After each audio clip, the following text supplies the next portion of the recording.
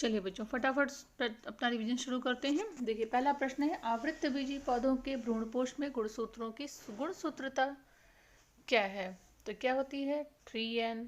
Answer आपका सी सही होगा। अगला प्रश्न, सूक्ष्म प्रजनन में क्या संभव है? तो सूक्ष्म प्रजनन किसमें होता है बेटा? प्रोकैरियोटिक या एकोस्कीय कोशिकाओं में होता है, तो इसमें अलैंगिक प्रजनन होता है। तो आपका आंसर जो होगा क्या सही है? Answer A. अगला प्रश्न देखिए, निम्न में से कौन उभयलिंगी प्राणी है? तो उभयलिंगी किसको हम बोलते हैं? जिसमें नर और मादा दोनों पाए जाते हैं। तो आपका आंसर क्या सही होगा? Answer D. वाह्य निषेचन किस में पाया जाता है? वाह्य निषेचन किस में होता है? मेढक में होता है।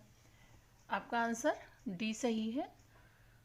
अगला प्रश्न, काजू निम्नांकित में से कौन फल कहलाता है? कौन सा फल होता है? नट होता है। नट्स पढ़ा है आपने, तो इसका आंसर सी सही होगा। आइए अगला प्रश्न देखा जाए। अगला प्रश्न है, कंद किसका रूपांतरण है? तो कंद कली का है, तने का, जड़ का या संचयित जड़ का? तो बच्चों कंद जड़ का रूपांतरण होता है। आइए सातवां प्रश्न देखें, अदरक में कायिक प्रवर्धन किसके द्वारा? आइए अगला देखें, शरीर से बाहर होने वाले निषेचन को क्या कहते हैं? तो बच्चों शरीर से होने वाले निषेचन को जो बाहर होता है उसको इनविट्रो फर्टिलाइजेशन कहते हैं। तो इसका आंसर ए सही है। अगला क्वेश्चन देखिए, इनमें से कौन उभयलिंगी नहीं है? तो उभयलिंगी कौन नहीं है? उभयलिंगी घरेलू मक्खी नहीं है, क्योंकि इसमें दो लिंग नहीं पाए जाते। इनमें से कौन से जलोद्भिद पौधे हैं? सिंघाड़ा, नागफनी, शीशम, एकेशिया? तो आंसर क्या होगा आपका? सिंघाड़ा, जो जल के अंदर ही होता है। अगला क्वेश्चन, उच्च श्रेणी के पौधों में अर्धसूत्रण किस समय होता है? यानी अर्धसूत्री विभाजन किस समय होता है?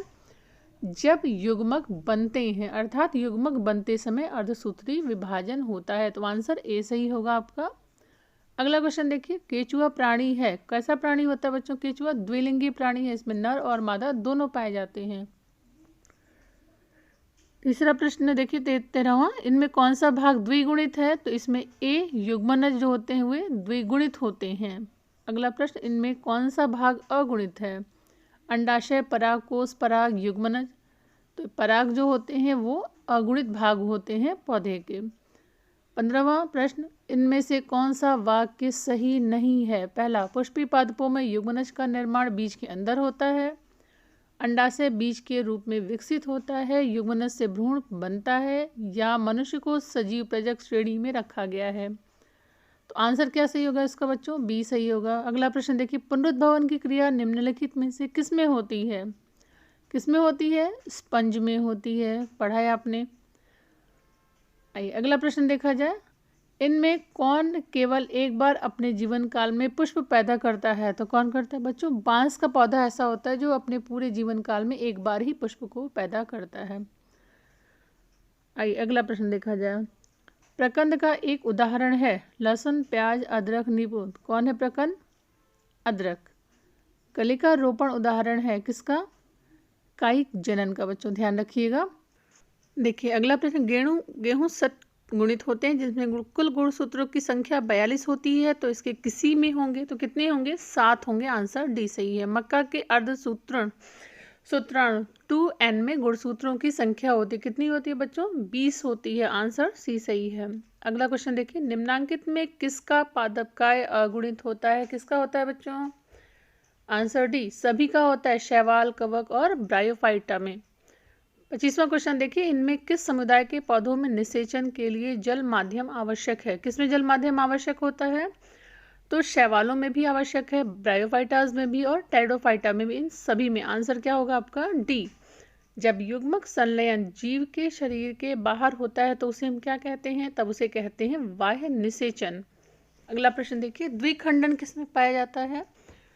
तो द्विखंडन बच्चों पाया जाता है अमीबा और पैरामीशियम दोनों में। 28वां प्रश्न, मुकुलन द्वारा जनन किस में होता है? आप लोगों ने पढ़ रखा है, मुकुलन द्वारा जनन किस में होता है? ईस्ट में होता है। 29वां प्रश्न, इनमें कौन पुष्पी पौधों में के जनन में काम नहीं आता है? तो कौन सा काम नहीं आता है? कोनिडिया पुष्पी पौधों के जनन में काम नहीं आता है। अगला प्रश्न, पेंसिलिनियम नामक कवक में अलैंगिक जनन मुख्य रूप से किस संरचना के द्वारा होता है? तो बच्चों कोनिडिया के द्वारा होता है। 31वां, जब दो भिन्न विभेद के युग्मक संलयन करते हैं तो प्रजनन की इस विधि को हम क्या कहते हैं? लैंगिक प्रजनन। 32वां प्रश्न, जीवाणुओं में कायिक प्रजनन होता है द्विखंडन विधि द्वारा। अगला प्रश्न देखिए, जैम्यूल्स बनते हैं, जैम्यूल्स कहाँ बनते हैं बच्चों? स्पंज में बनते हैं, छोटे छोटे छेद से होते हैं ना, उन्हीं को बोला जाता है। 35वां क्वेश्चन, इसमें किसे बंगाल का आतंक कहा जाता है? तो बंगाल का आतंक किसे कहते हैं? जलकुंभी को कहा जाता है बच्चों, ध्यान रखिएगा इसका।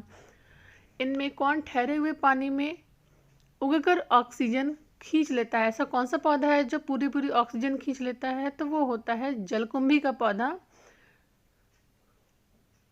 आइए अगला प्रश्न देखिए, किन पौधों की पत्तियों के किनारे जो होते हैं वो कटे होते हैं और वहां से अपस्थानिक कलिकाएं उत्पन्न होती हैं? तो कौन सा होता है बेटा?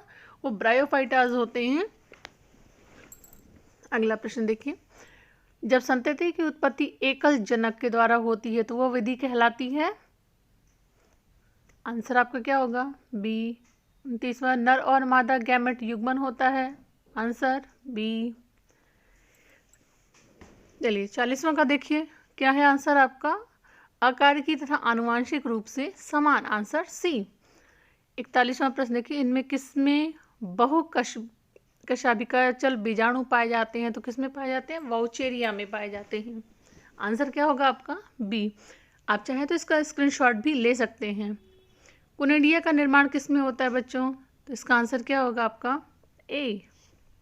चलिए अगला प्रश्न देखिए, आलू में कायिक प्रजनन में भाग लेने वाली संरचना है, कौन है? अंकुरणशील आंख कलिका। आलू में छोटी छोटी आंखें बनी होती हैं।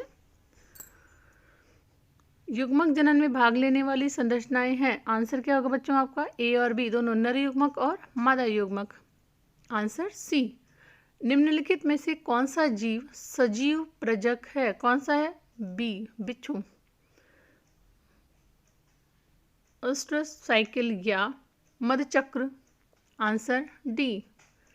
ऋतुस्राव किसमें होता है? किसमें होता है बच्चों? सभी में होता है, मनुष्य में भी, बंदर में भी, चिंपैंजी में भी। मनुष्य के युग्मकों में गुणसूत्रों की संख्या कितनी होती है? आप सबको पता है, 46 या 23 जोड़े। इनमें से कौन सा अंड प्रजक प्राणी है? कौन सा है? डी। सांप भी है, मगरमच्छ भी है, सब है। उच्च श्रेणी के पौधों में निषेचन होता है, आंतरिक निषेचन होता है, आंसर क्या होगा आपका? बी। गेमा द्वारा प्रजनन, इसका आंसर क्या होगा? कुछ ब्रायोफाइटा में होता है, तो इसका आंसर होगा सी। चलिए, एक लिंगी की स्थिति को उल्लेखित करने के लिए किस शब्द का प्रयोग किया जाता है? तो आंसर आपका क्या होगा? एक लिंगाश्रयी। इनमें से कौन उभयलिंगी है? नारियल, पपीता, खजूर, नींबू, तो आंसर क्या होगा? नारियल आपका। युग्मक स्थानांतरण हो सकता है, किसमें होता है? सभी में होता है। निम्न में किसमें बाह्य निषेचन होता है? तो बच्चों किसमें बाह्य निषेचन होता है? मेढक में होता है। बाकी हिरण, मनुष्य और घोंघा सब में आंतरिक निषेचन होता है। आइए अगले प्रश्न की ओर बढ़ते हैं, निम्न में से कौन उभयलिंगी पादप नहीं है? तो पपीता उभयलिंगी नहीं होता है। सरसों, मक्का, गुड़हल ये सारे उभयलिंगी होते हैं। श्योन शब्द का संबंध है किससे होता है? ग्राफ्टिंग से होता है। जब पौधों की ग्राफ्टिंग की जाती है तो उसको हम सियोन बोलते हैं। ब्रायोफिल्म में वर्धी प्रजनन होता है, पत्तियों से होता है, आंसर आपका बी सही है। अगेव में वर्धी प्रजनन होता है बुलबिल द्वारा, आंसर ए सही है आपका। स्तनधारियों में निषेचन कहाँ होता है बच्चों? तो फैलोपियन नलिका या फैलोपियन ट्यूब में होता है, तो आंसर आपका डी सही है। प्राकृतिक अनिषेक जनन पाया जाता है, कहाँ पर पाया जाता है? मधुमक्खी में पाया जाता है, पढ़ाया था मैंने आप लोगों को।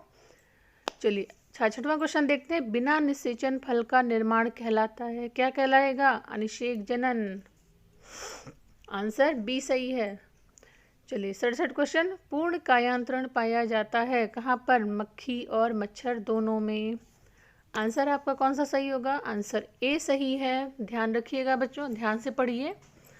द्विनिषेचन का परिणाम होता है, आंसर क्या है? सही, द्विनिषेचन का परिणाम क्या होता है? भ्रूणपोष बन जाता है, तो आंसर आपका सी सही होगा। बीजाणुओं द्वारा जन्म करने वाले पौधे जैसे मार्स सामान्यतः किस समूह में रखे जाते हैं? तो क्रिप्टोगेम्स में रखे जाते हैं। आंसर आपका सी सही है। अगला क्वेश्चन देखिए, वे परिवर्तन जो लार्वा को वयस्क में परिवर्तित कर देते हैं क्या कहलाते हैं? कायांतरण। पूरी काया ही बदल दी जाती है। ठीक है, तो आंसर सी सही है आपका। साइकस में परागण होता है किस तरह से? 3 कोशिकीय अवस्था में परागण होता है बच्चों। आंसर ए सही है। 124 शुक्राणुओं में के निर्माण में कितने अर्धसूत्रीय विभाजन की आवश्यकता होती है? तो कितने अर्धसूत्रीय विभाजन होंगे? 31 अर्धसूत्रीय विभाजन होंगे 124 शुक्राणुओं के निर्माण में। अगला प्रश्न देखिए, दिए गए पौधों की संरचनाओं के युग्मों में किसमें गुणसूत्रों की संख्या अगुणित होगी? तो अंड कोशिका तथा प्रतिवसांत कोशिकाएं होती हैं जिनमें गुणसूत्रों की संख्या अगुणित होती है। अगला प्रश्न देखिए, एथेंसिस की परिघटना संबंधित है किससे संबंधित है? पुष्पकलिका के खुलने से संबंधित है। अगला क्वेश्चन, निम्न में से कौन पत्ती के अग्रभाग द्वारा जनन करता है? कौन करता है बच्चों? वर्किंग फर्न करता है। आइए अगला देखिए, उगैमी में निषेचन संबंधित है। उगैमी किससे संबंधित होता है? उगैमी संबंधित है एक बड़ा अचल मादा युग्मक और एक छोटा चल नर युग्मक से। समझ में आ रहा है आप लोगों को? अगर नहीं समझ में आ रहा होगा तो भी, और समझ में आ रहा है तो भी आप मुझे कमेंट में जरूर करके बताएं। आइए अगला प्रश्न देखें, किस युग्मक के दोनों पौधे पत्ती द्वारा कायिक जनन करते हैं? किसमें करते हैं बच्चों?